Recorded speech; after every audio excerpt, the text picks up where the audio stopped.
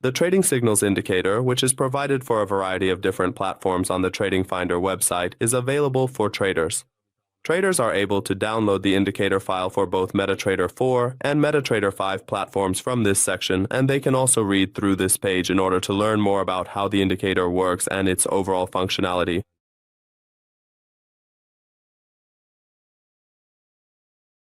From the Navigator section, we select the indicator file and run the indicator by dragging the file onto the chart.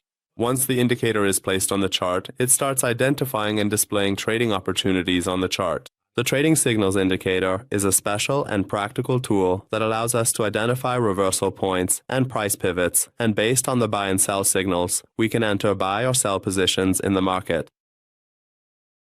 Traders can use buy signals to enter trades when the price is making higher highs and higher lows, and ignore sell signals during an uptrend. And when the price is making lower highs and lower lows, they can make use of sell signals to enter into trades and typically disregard buy signals.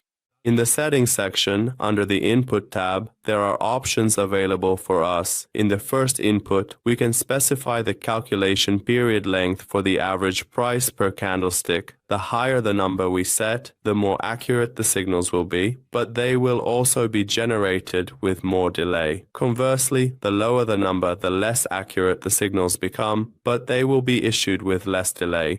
In the next input, we can specify the size of the price steps, which is the value considered as a movement leg. The higher this particular number is set, the larger and more major the legs will be considered. Conversely, the lower the number, the more it will calculate short-term signals and minor legs for us.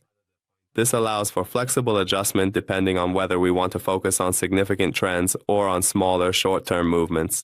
In the next parameter, we can also specify the number of candles that are checked after a price leg in the chart's history. Here, using this section, it identifies the price pivot points for us. In the next two inputs, we can also choose the color of the buy signals and the color of the sell signals as we wish. In the next section, we can enable or disable the alert sending feature, so that when signals are generated for us, an alert is also sent.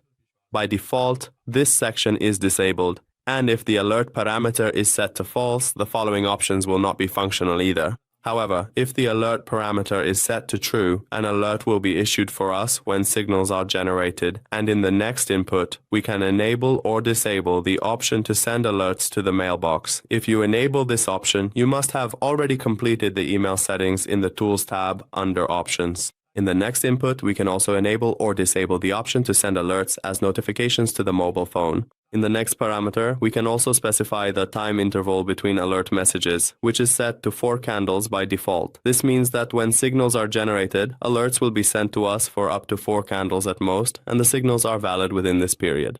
In the last input, we can also enter the subject of the alert or order message as we wish. Well, friends, we've reached the end of the tutorials for this indicator. We would be happy if you share your comments and suggestions with us in the comments section.